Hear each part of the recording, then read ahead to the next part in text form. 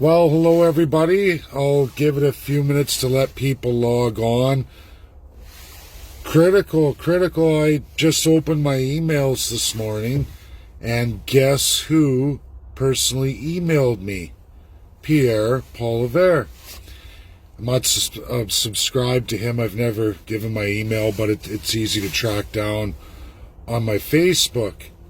And he sends me a personal message talking about his latest speech and what he wants to do, and overlapping some of the things I talk about, except for stopping the line at any kind of constitutionalism.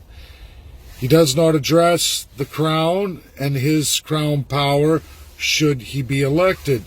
This is disheartening. This message publicly is for you, Pierre Poliver, and every Canadian and First Nations citizen. Pierre, you talk about all of this vast land for Canadians.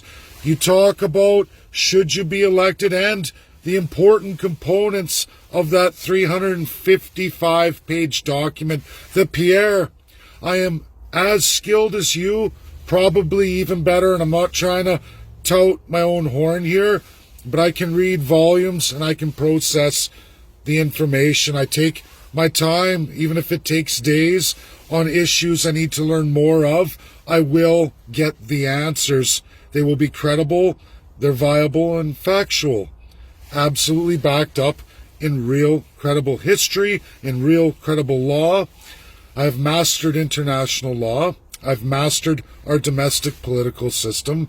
I've mastered what has been done with the First Nations, the Crown system.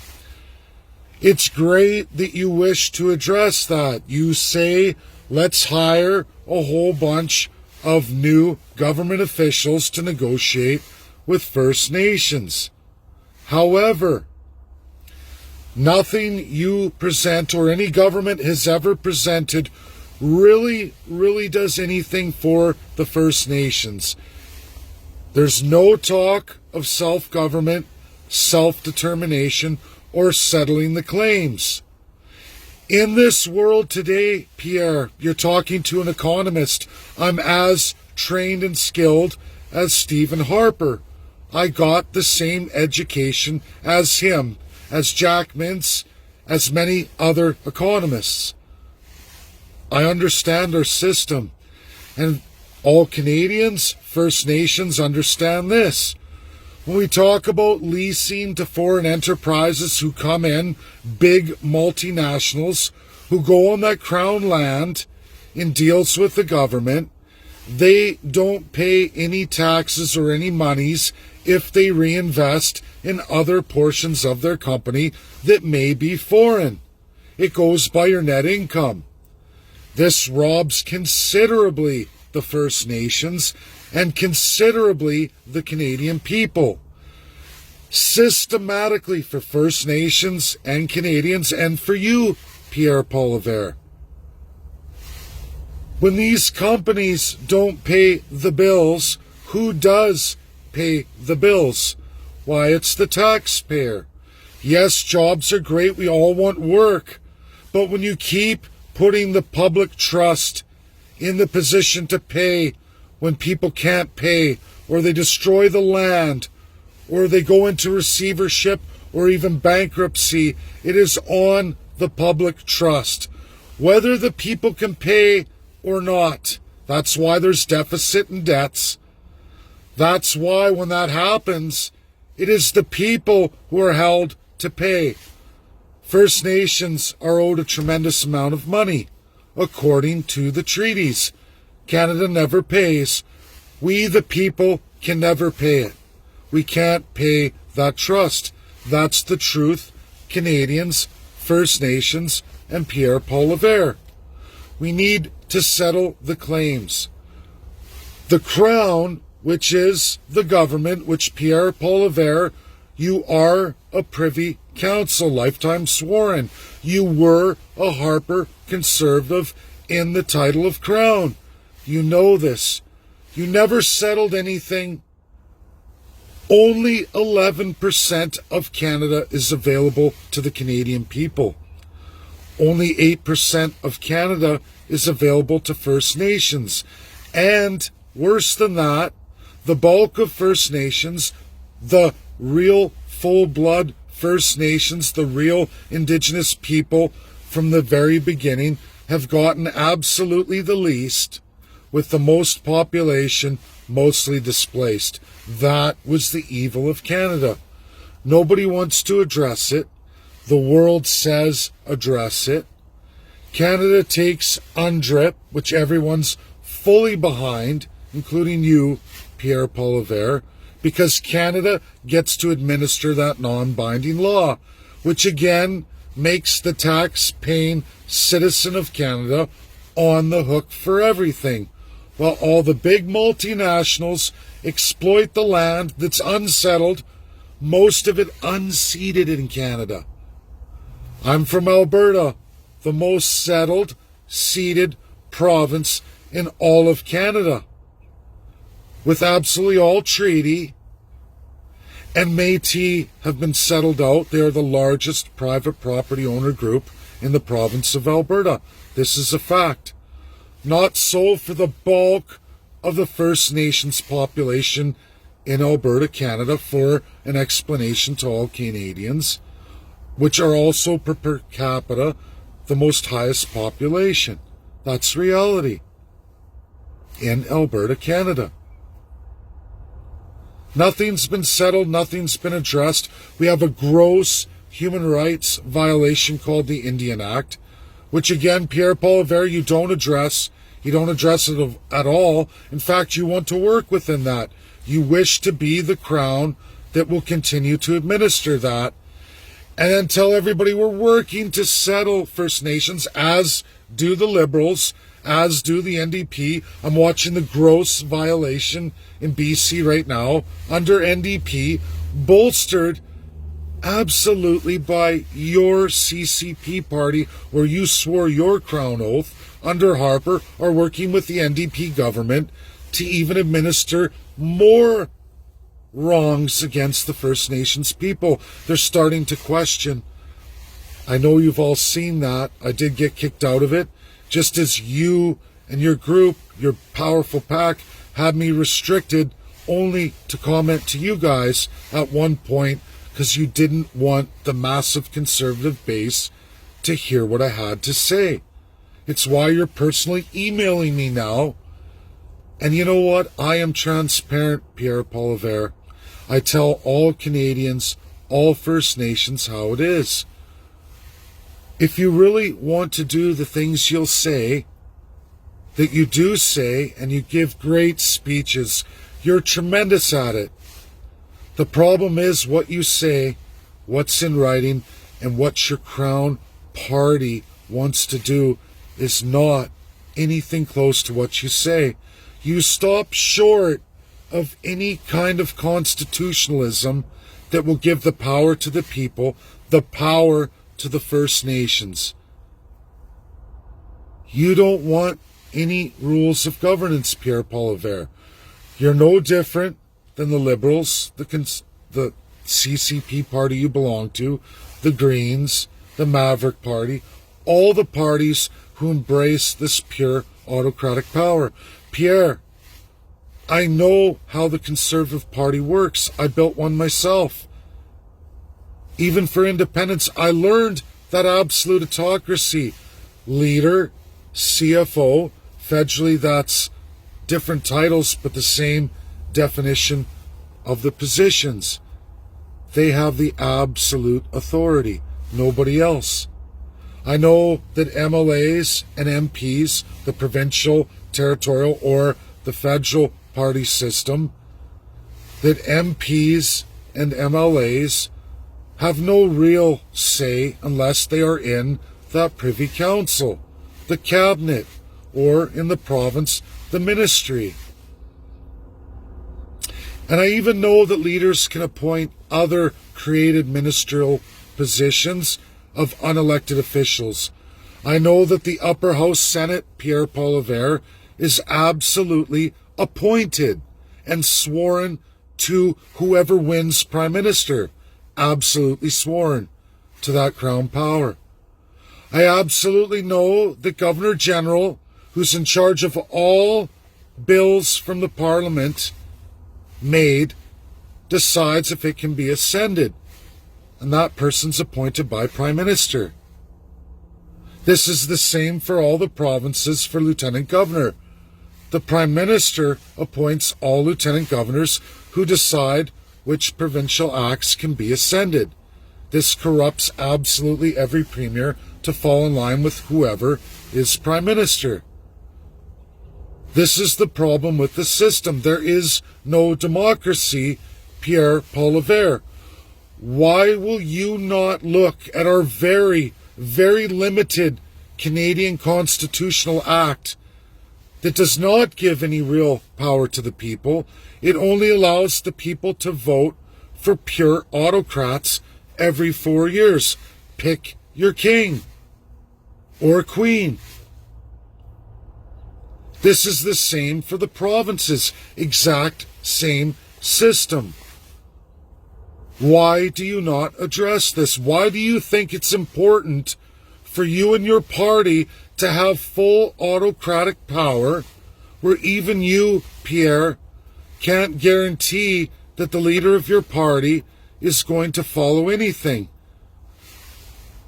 What Stephen Harper rolled out, I know him very well, Pierre Poilievre. I followed him with Alliance Party. I was a fresh graduate. I met him. I met Ralph Klein, and at the time, former President George W. Bush Jr. I met him right in Edmonton, Alberta, along with every graduate of my class for economics. Right on Saskatchewan Drive, Edmonton, Alberta, at a small event for all the graduates. We got to meet all three of them, talk with them. And it was Harper who promised the world, rolled out much the same, all the same things you love to say, and everyone's gravitating to you, Pierre. Stephen Harper didn't do a single thing he promised that day and every day forward, as all of those people promoted him, even sacrificing the late, great Ralph Klein, throwing him out of the Conservative Party of Alberta. I don't know if Canadians know that, but Ralph Klein was thrown out. He was voted out by the party insiders. I know I was one. I went with Stephen Harper. I didn't know any better. I believed Stephen Harper's transition of Canada. A lot of what you're saying, Pierre Poilievre, but I've already read your document that you signed and endorsed. And of the 9 points that you're talking about right now in the email to me but Dave, I've read all the other 170 on top of that. They're absolutely devastating. You talk about we're going to make housing low income for all these new Canadians. All of the new young Canadians are going to have it easier because we're going to subsidize housing. Pierre, businesses aren't subsidizing that. The multinational corporations aren't subsidizing that. You are going to subsidize that through every working Canadian. You are going to use the Bank of Canada, as you had Rocco Galati win in the Supreme Court under the Harper government, allowing the government, you, in your council of the time, to print as much money as needed by the Bank of Canada, devaluing every single Canadian, devastating the third class, absolutely destroying the middle class. Your socialism, that's what we're talking about here, Pierre. Your socialism isn't going to work. It's never worked in any of the civil law socialists. Canadians should be smart enough to understand this, that you can't subsidize a class of people by taking from another class of people. We historically know you will never get it out of the big corporations and multinationals. You never will. They take their great wealth and they reinvest it in growing their business. That's the nature of the beast, the nature of the globalism that you embrace, Pierre. Your party embraces. The Liberals embrace. Sure, there's another side to that, the socialist reset, but there is a globalist one.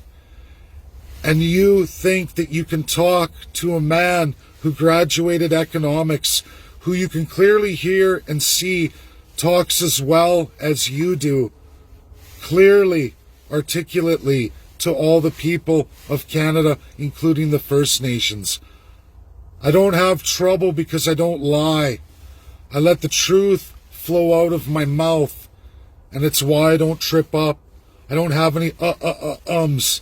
Jason Kenney, for a time, was limited on his ums, but that's starting to come now as he has to keep crafting more and more lies. Pierre, you choose to tell the truths to the people in a very limited amount of written policies you have, 9 of them.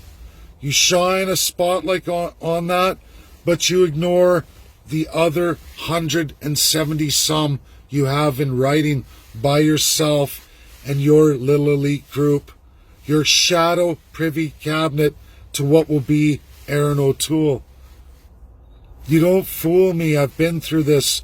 I've mastered politics. I've been through it. I've been betrayed by your party time and time again. Stephen Harper cut me right in half. Cut me and so many other Albertans. Now, maybe a lot of Canadians don't have a clue. That's true. Even a lot of Albertans don't have a clue. But there is a mighty group of us that went through it at the time in living reality, as you absolutely, your party and your cabinet, Pierre, absolutely betrayed us. We're here. We're still alive today. And I know there's others who even have great talents, better than mine in some areas, that could get this out. We'll see if they come forward in their time. But I'm alive and well today, and I lived that experience, the utter betrayal of your crown power, that absolute autocracy that you all want, you desperately want. I've watched it be corrupted over and over and over again. It's what sent me out to the greatest universities in the world, Pierre. And as your party's starting to look, he most certainly did do that.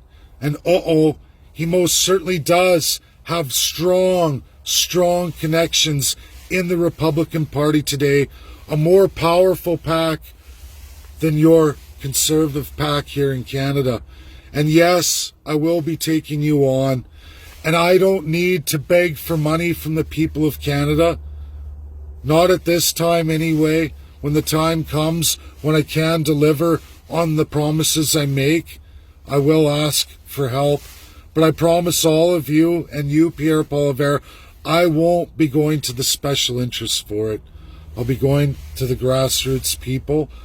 I will always stand against the evil of this world and of my own country, who is front and center.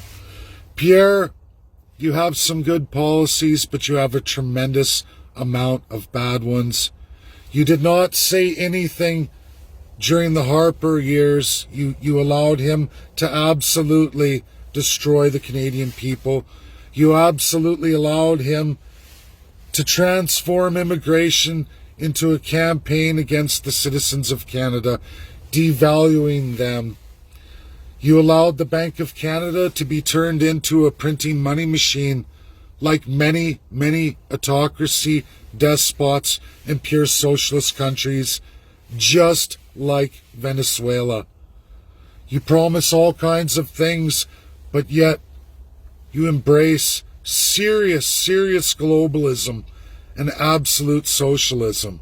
And you want me to look and highlight your qualities, your 9 policies, against the tremendous evil of 170 more that promise to destroy the lives of every Canadian. You may have big business in your corner. You may try to take them and then promise the masses, because they don't know any better, key highlights to empower them, but the reality is you have a bag of lies coming forward, just like Stephen Harper, just like Justin Trudeau and the Liberals, and absolutely the NDP. Sure, when it comes to open debate and forum, Conservatives are better than the rest. I know the evil of the left. I know where they get their tremendous strength. And sure, they cut me out, but I can't go with your narrative, because you embrace a globalism, an NWO. Canada leads in it because your party leads in it. You're corrupted. Your party's corrupted. Why? Because we have no constitutionalism. The United States of America and many other countries that won't breach the law of sovereignty, they can't. But it doesn't mean they can't embrace academics. It doesn't mean I can't bring forward university experts, which I will. And the promise I make, Canadians, whether you want to believe that or not, you will find one gives a great presentation. Richard Albert, who's already done that presentation for the University of Ottawa. We're not dead yet here in Canada. Oh man, wireless, I cannot stand. Ontario, and for everybody to know, sorry about this, I would love to switch over to 5G. I would love to. But I'm in contract on my 4G, stuck in it. It would be thousands to pay that out, even though I get crappy service. I have a huge data plan, like it helps me without the cell phone coverage. We'll see. I might just dig in the pockets and pay anyway, but it's disheartening. More abuse of civil rights. But back to you, Pierre Poilievre, Canadians and First Nations. Until you address constitutionalism, until you're ready to give the power to the people and set the rules of governance, look at the bulk of the free world in absolute constitutionalism, as even third world countries that are climbing fast to the second world status, soon to be first world, and Canada slides to second world, because you believe that somehow you have a divine right to rule over peoples, that somehow in absolute autocracy you know better. Well, you don't. You don't, and historically, it's proven. It's proven to all Canadians, and if anything COVID did is highlight that Conservatives, Liberals, NDP, and all the rest who've been elected, even in their little MP, MLA statuses, are garbage. They can't function without rules of governance. We're all children of this earth. We must learn from our mistakes and correct them. That's what constitutionalism does. Rules of governance, checks and balances. There's a reason why the United States of America, a very old institution, won their war of independence and went forward with absolute codified rules of governance, how to govern, putting the people first. There's a reason why USA leads the entire world. There's a reason why Americans are the most wealthy individuals across every spectrum, regardless of their problems. They're the most wealthy nation in the world. They hold the monetary system of the world. They always will. They own all the international organizations. They have all the monetary funds of the world, mostly owned by the people of the United States. These great big organizations and the trillions of dollars are owned by the American people. This is not the case for Canadians, and it never will be. It never will be, because there's no constitutional system to empower that. There's no soul of a nation, just filthy autocrats. Pierre Poilievre, until you talk constitutionalism, and until you talk, oh man, you know what, I'm going to break down and eat the bullet. The big corporations win. I'm going with 5G. It sucks. My monthly bill like a car payment. You know, real sad. A real scam of the big multinationals. We see it in automotives. Nobody likes to talk about. But back to where I was at, Pierre Poilievre.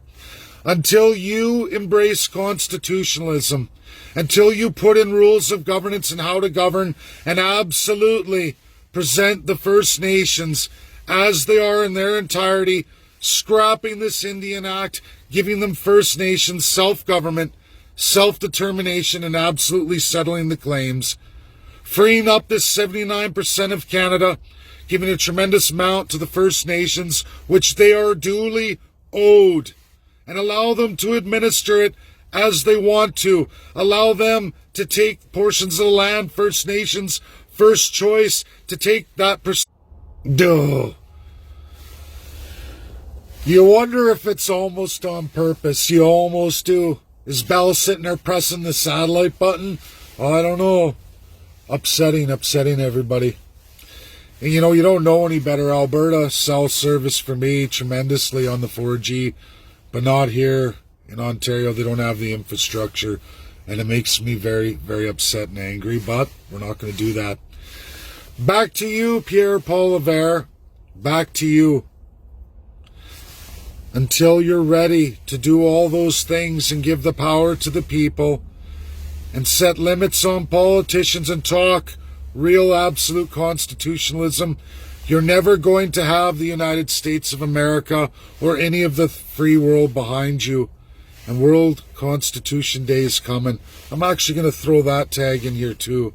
So that lasts in the free world republic. Oh boy, everybody, oh boy, right? Unbelievable. Just to keep throwing it off. It's amazing, right? Sad. This is my video. There's no real reason to continue on because this is going to keep happening. Tremendous amount of money I pay for this. On the hook for more civil rights that you can't get out of. Powers over all of you by premiers, crown-empowered politicians who strip you of your rights, hold you to it. It's always the people who pay, people on the hook. There's no getting out. Not until we codify constitutions. I want to hear from you, Pierre-Paul Levert. Constitutionalism, accountability, rules of governance. Till you talk like that, you're just another Stephen Harper, Justin Trudeau, and the rest of the autocrats. Thank you, everybody. That's my video today. Share. I'm going to go back and tag the Constitutional World Constitution Day. Hashtag. Use it, people. Anytime you want to talk about your civil rights, charter rights, your fears, your government abuses, hashtag World Constitution Day. Do it. It's going to be logged in the U.S. for all of the free world to look at, the best of the best in the world. And it's coming, and it will stay there forever. And Canada can't do a thing about it. Thank you. Bye now.